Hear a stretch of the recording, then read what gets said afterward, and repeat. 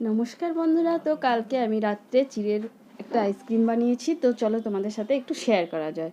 তো এই যে এইরকম মাডার ডেয়ারি দুধের প্যাকেট নিলেই যথেষ্ট। তো এই দুধটাকে আগে গরম করে নিতে হবে ভালোভাবে। দুধটাকে ভালোভাবে গরম করে নেওয়ার পর একটু বাটিতে এই যে পাউডার দুধ গুলে নিতে হবে। ভালো করে গুলে নিতে হবে। দিয়ে গুলে নেওয়ার পর ওই দুধের মধ্যে মিশ্রণটা দিয়ে দিতে হবে, প্লাস চিনিও দিয়ে দিতে হবে। এই দুটোকে একসাথে ভালোভাবে নাড়াচাড়া করে নিতে হবে। আর দুটো এলাচ ফাটিয়ে দিয়ে দিতে হবে। তো দুটো এলাচ ফাটিয়ে দিতে হয়। দুধটা হয়ে গেছে, তো চিড়েটাকে ভালো করে পরিষ্কার করে ধুয়ে এই দুধের মিশ্রণের মধ্যে মিক্স করে নিতে হবে। ভালো করে চামচ দিয়ে মিক্স করতে হবে। মিক্স করে নেওয়ার পর এই যে আইসক্রিমের বোলের মধ্যে আস্তে আস্তে এগুলোকে দিয়ে দিতে হবে।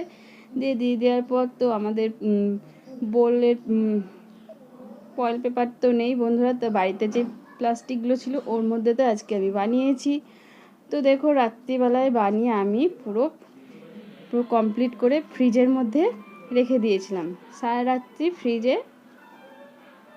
এটা রেখে দেওয়া হয়েছিল। তো এই যে ডিপের মধ্যে পুরো একদম রেখে দিতে হবে।